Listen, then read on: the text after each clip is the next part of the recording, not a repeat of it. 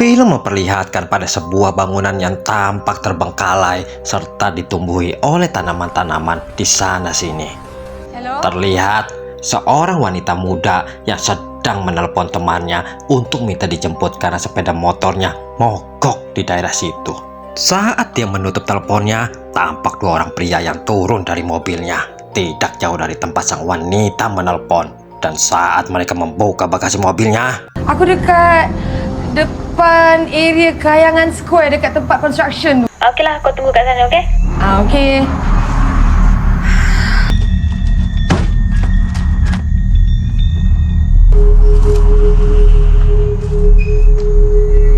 sang wanita yang melihat gerak-gerik yang mencurigakan dari dua orang tersebut lantas coba mengikuti mereka dan tiba-tiba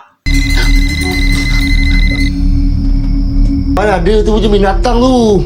Dah, sambung buat kerja cepat.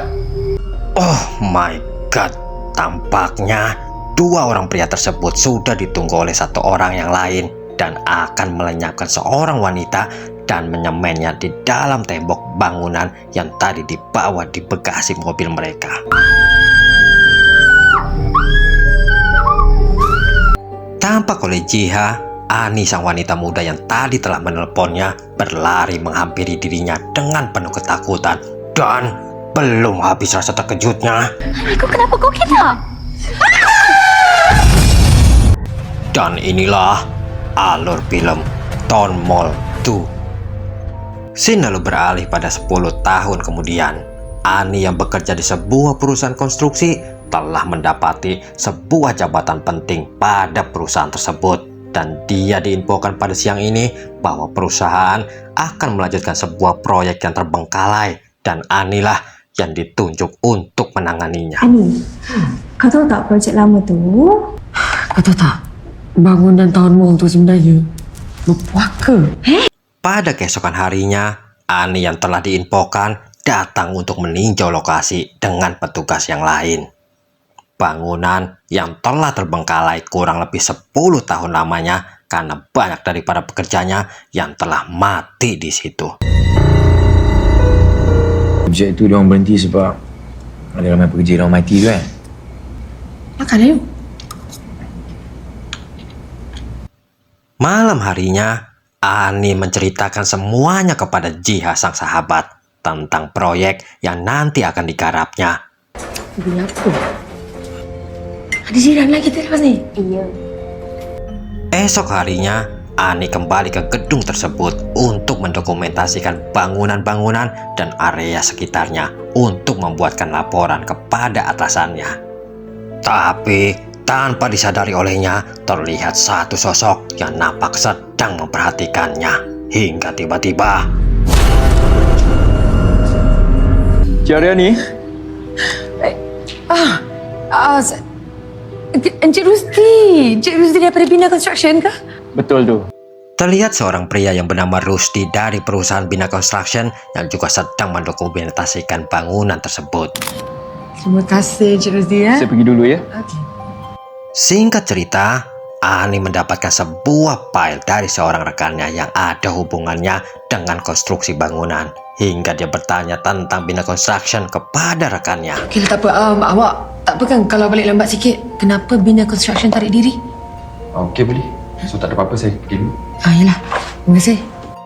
Scene lalu memperlihatkan seorang pelajar pria yang nampak tengah menunggu jemputan. Akak tak dapat datang ambil Zairul. Ternyata itu adalah masa lalu dari Zairul, sang pacar Ani yang umurnya jauh lebih muda dari Ani. Di kantornya Ani, Rezwan datang untuk memberikan informasi atas apa yang ditanyakan Ani kepadanya perihal tentang Bina Construction, dan betapa sangat mengejutkan dirinya informasi yang didapat bahwa mereka mundur karena manajer terbaiknya. Dan itu adalah Rusdi, orang yang telah dijumpai Ani tempo hari. Cik Rusdi dah pun meninggal dunia 6 bulan lepas. Jom saya tunjuk awak gambar. Saya dah gambar dengan dia. Saya boleh tunjuk awak. Malam harinya, Ani yang hendak tidur tiba-tiba mendapati suara-suara orang yang berbicara di lantai bawahnya. Kau faham tak? Yang tu aku dengar.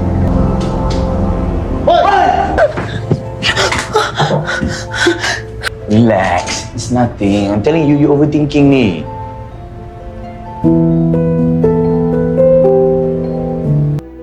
Pada malam harinya, saat kembali ke rumahnya, tampak pintu pagar yang tidak mau menutup. Dan terlihat olehnya satu sosok yang berjalan terseok-seok datang menuju dirinya hingga...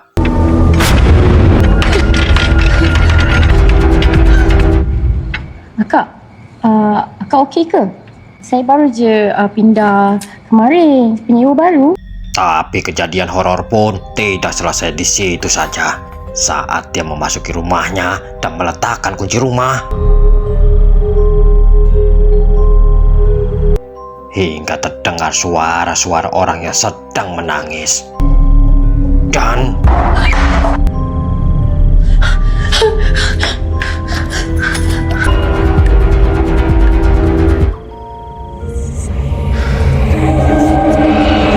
keesokan harinya di lokasi terlihat salah satu pekerja yang nampak kurang hati-hati dalam bekerja hingga... Hei, macam mana diorang buat kerja ni, Dek? Sharon ni okey ke? Ani yang mulai agak terganggu psikologisnya karena sering melihat serta mendengar suara-suara, pada akhirnya ditreatment oleh Jerul dengan mencoba terjun langsung pada sesuatu yang dianggap menakutkan olehnya, seperti seekor kucing yang takut dengan bayangannya sendiri di air. Akan tetapi manakala dia menyembur ke air, bayangan tersebut pun mulai menghilang. Cara yang digunakan oleh Jerul memang sangat efektif. Apakah Ani hanya menakuti sesuatu yang ada di pikirannya saja, tapi juga merupakan cara yang tercepat untuk mengetahui kalau setan dan gangguan-gangguan yang lainnya itu adalah nyata? Malam diorang kerja tak? Tak, malam mana kerja gelap kan? Tak nampak.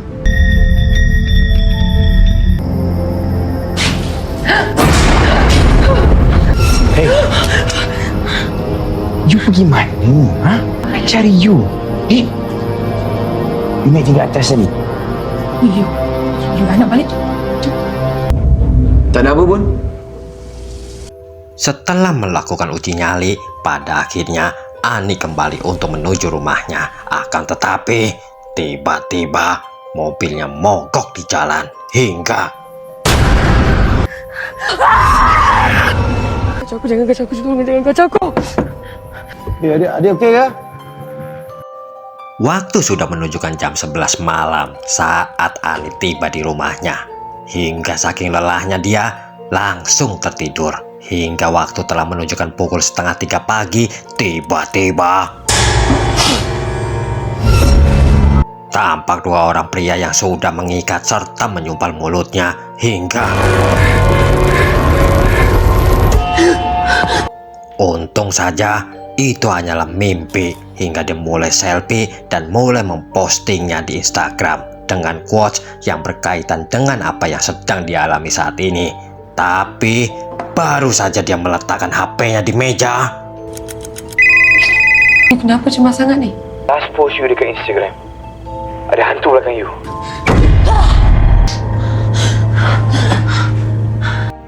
Singkat cerita, proyek pun berjalan dengan lancar. Tidak ada lagi pekerja-pekerja yang melakukan seperti pada sebelum-sebelumnya. Keesokan harinya, Ani yang tengah meeting dengan rekannya tiba-tiba mendapati telepon dari Rejuan yang mengabari kondisi di proyek bangunan. Pecah? Hingga Ani yang langsung meluncur ke lokasi. Sharon ni! Kenapa baru sekarang you nak tunjuk I video ni?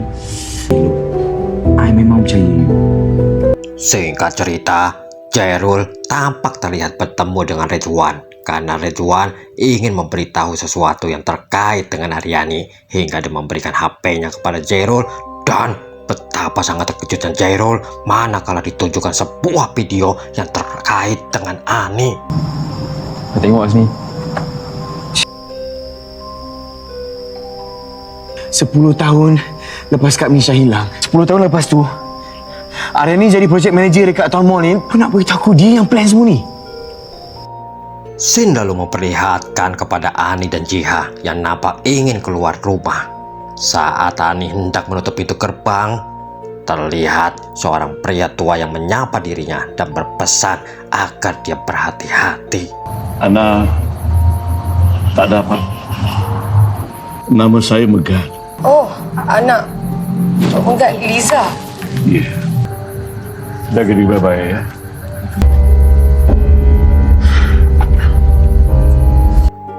Pada keesokan harinya di proyek, terlihat para pemborong yang sudah berada di situ. Dan salah seorang pria coba untuk menjelaskan tentang situasi yang saat ini mereka sedang hadapi. Bahwasannya semua pekerja yang memasang cermin di toilet ini semua dirasuki. Mereka berkata saat memasang mereka melihat sebuah bayangan yang mengerikan hingga... Kenapa lambat? Saya minta maaf Cik Rani, saya pergi ambil Tuan Ikram dekat KLA tadi. Hello Cik Rani dekat sana lagi ke? Saya minta maaf Cik Rani, saya tak dapat datang. Saya kena pergi KLA ambil Tuan Ikram. Saat Ani datang ke tempatnya Jerul dan coba untuk meluapkan semua unek-unek di hatinya, tampak Jerul yang menanggapinya dengan penuh kebingungan. Hingga dia memperlihatkan video Ani yang telah diberikan oleh Rejuan. Okey, kita putus je, faham tak? Sore harinya, terlihat Tuk Megat yang hendak ke masjid. Dan tiba-tiba, dia melihat satu sosok hantu yang berdiri di depan rumahnya Ani. Alhamdulillah. Abang, kenapa Pak? Tak ada apa-apa. Aku sayang dia lah, Jiha. Dah lah, masuk tidur lah. Saat Ani sedang bersolek di depan cermin, dia melihat kaca yang tampak kotor hingga dia coba untuk membersihkan noda tersebut. Ya Allah, Ani, kau buat apa sampai tangan kau dah merah ni? Hingga kejadian goib pun dialami juga oleh Tuk Megat. Jangan campur urusan aku. Apa sebenarnya salah mereka? Mereka abaikan aku. Mereka biarkan jasad aku terkurung. Okay, today kita nak buat discussion tentang our big next project. Ani, kalau kau tak sihat, kau balik dulu lah. Singkat cerita, Ani yang baru saja pulang dari kantornya mendapati rumah dalam keadaan gelap gulita. Dan dia mendapati Jiha, sang kawan, yang tampak dalam kondisi ketakutan hingga... Ani, aku takut, Ani.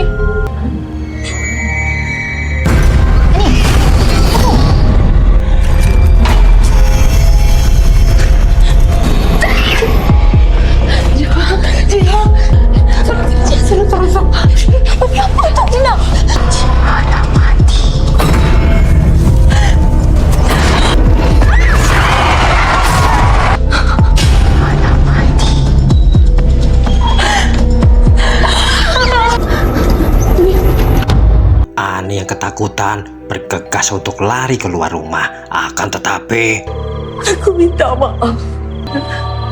Aku tak selamatkan kau. Aku larikan diri. Aku minta maaf.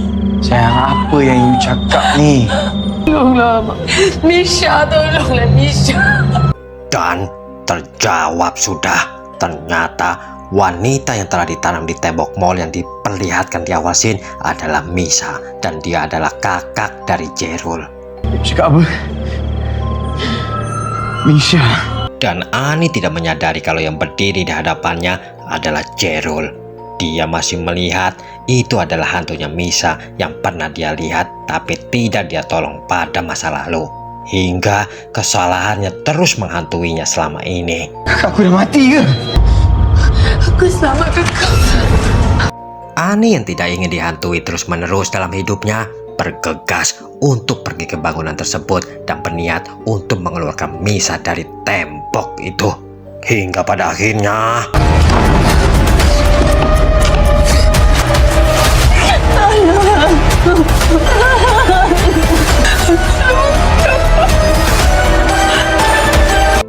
Jerul yang telah menyusul Ani ke mall melihat Ani yang tengah berdiri di tepian tembok pembatas dan dia coba untuk menyadarkan Ani. Akan tetapi dan film pun tamat. ending yang sangat membagongkan. Pertanyaannya, kenapa Ani tidak berniat untuk menyelamatkan Misha dengan melaporkan kejadian tersebut kepada pihak yang berwajib? Jadi, wajar bila perasaan bersalah terus menghantuinya. Jadi ingat-ingatlah Sobat Neng, jika kau ingin melakukan suatu kesalahan, apalagi itu terkait dengan orang lain, mungkin kesalahanmu bisa dimaafkan olehnya, akan tetapi apakah dirimu bisa memaafkan kelakuanmu? Terima kasih bagi yang sudah menonton hingga akhir film. Mohon maaf bila ada kekurangan di dalam penyebutan nama atau narasinya. Kita jumpa pada alur film yang lain.